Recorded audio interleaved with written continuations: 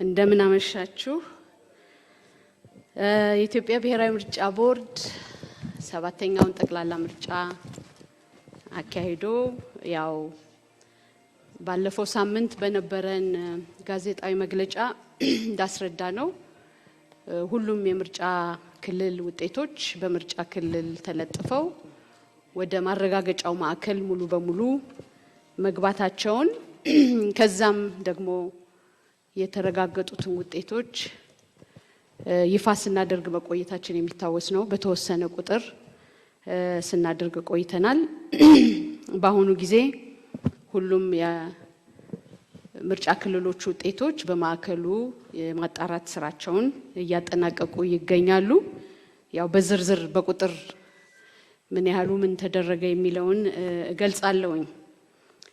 እንግዲህ በዚህ ሂደት እናንተም ባለፈው በማዕከሉ ተገኝታችሁ እንዳያችሁት በጣም ሰፊ የሆነ ጥንቃቄ የሚጠይቅ ትኩረት የሚጠይቅ በተለይ ከዚህ ቁጥርን በትክክል አይቶ የተዳመረው የተሰጠው ድምጽ በአግባቡ መመዝገቡን ማረጋገጥ በጣም ትልቅ ኃላፊነት ያለው ስራ በመሆኑ ይሄንን የሚሰሩ ባለሙያዎች እንግዲህ ያመሹም በጠዋት እየገቡም በጣም ከፍተኛ ትኩረት በመስጠት እየሰሩ ይገኛሉ።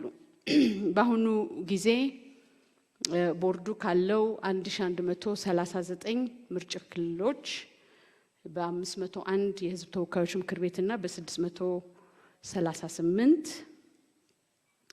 723ቱ በቦርዱ ጸድቀው ያው የተወሰኑት ባለፈው ጊዜ ይፋ ተደርጓል በሁለት ወይ በሶስት ዙር ከዛሁን ወደ መረጃ ቋት እየገቡ ይገኛሉ 723 እንደገና 253ቱ የማረጋገጥ ስራቸው የኦዲት ስራቸው ሁሉ ተጠናቆ ለቦርዱ ለመቅረብ ያው ሁለት ጊዜ ነው ወደ መረጃ ቋት የምናስገባው ለቦርዱ ለማቅረብ ያው በመረጃ ቋት በትክክል ተይዞ ቀርቦ በቦርዱ ሲረጋገጥ በተረጋገጠው መሰረት ነው እንግዲህ ፕሪንት አውት እየተደረገ የሚወጣው 253ቱ በዛ ደረጃ ላይ ይገኛሉ። ከዚሁ ጋር ደግሞ እንግዲህ ይሄንን የማጣራት ስራ ስንሰራ ሰነዶቹ እንደመጡ ለውጤት አረጋጋጭ ለሚባሉት ባለሙያዎች ነው የሚቀርበው በየዴስኩ እነሱ አረጋግጠው አይተው የማዳመር እና አንዳንድ የተዛባ ሁኔታ ሲያዩ ወደ ኦዲት ክፍል ይላካል። እዛው የኦዲት ክፍል አለ። የኦዲቱ ክፍል ደግሞ ያጣራል ያረጋግጣል። ያንን ያረጋግጥና ነው እንግዲህ ለቦርድ ለመጽደቅ የሚያቀርበው።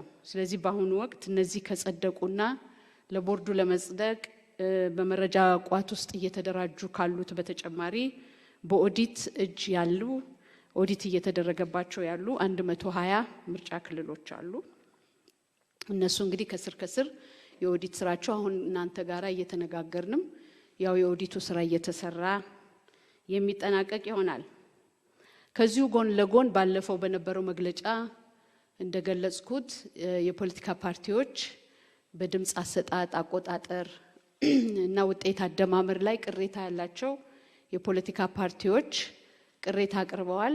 ባለፈው በነበረን መረጃ ወደ 120 ምርጫ ክልሎች ላይ ነበር የቀረበው። ኋላ ግን በተጨማሪ ወደ 9 የሚሆኑ ምርጫ ክልሎች ላይ በተለይም የምርጫ ክልል ውጤቶች ዘግይተው በተገለጹባቸው ምርጫ ክልሎች ላይ ቅሬታ ያላቸው የፖለቲካ ፓርቲዎች ስለነበሩ ያንን በማቅረባቸው የቅሬታ የቀረበባቸው ምርጫ ክልሎች ወደ 129 ይደርሱ ነበር። በዚህ መሰረት እንግዲህ ከ129ኞቹ ምርጫ ክልሎች አሁን በእጃችን ላይ ውሳኔ ያላገኙ 43 ምርጫ ክልሎች ብቻ ናቸው። እነዚህም አሁን በሚቀሩት ቀናት የሚጠናቀቁ ይሆናል። ያው እንግዲህ ይሄንን የሚያጣሩ ገለልተኛ የሆኑ በፖለቲካ ፓርቲዎችም የሚታወቁ በስድስተኛው ሀገራዊ ምርጫ በእንደዚህ አይነት የማጣራት ስራ ልምድ ያላቸው የህግ ባለሙያዎች ቦርዱ አዘጋጅቶ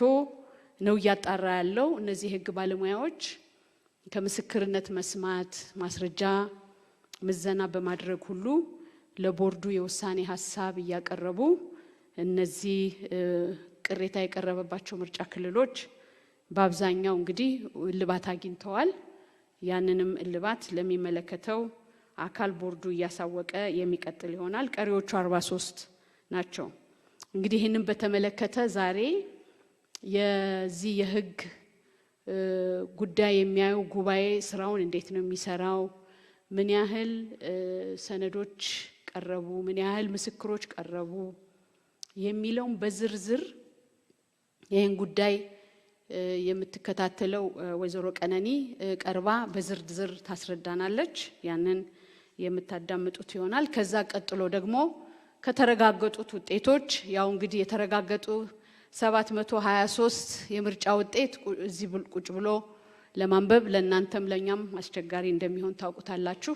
ነገር ግን በተወሰነ ደረጃ እነዚህን የምርጫ ውጤቶች ባለፈው ስናደርግ እንደነበረው በይፋ የምናነብ ይሆናል ማለት ነው። ስለዚህ ከዚህ ቀጥሎ ሁለቱንም ይመጡና የህጉንም ጉዳይ ይፋ የሚደረጉትን ውጤቶች ይገልጹልናል። እነሱን ካዳመጥን በኋላ ያው ካለፈው ሳምንት ጀምሮ ስላልተገናኘንም ጥያቄ ካላችሁ ጥያቄ ለመቀበል ዝግጁ ነኝ። ከዛ በኋላ ጥያቄያችሁ ላይ የምንወያይ ይሆናል። ስላዳመጣችሁኝ አመሰግናለሁ።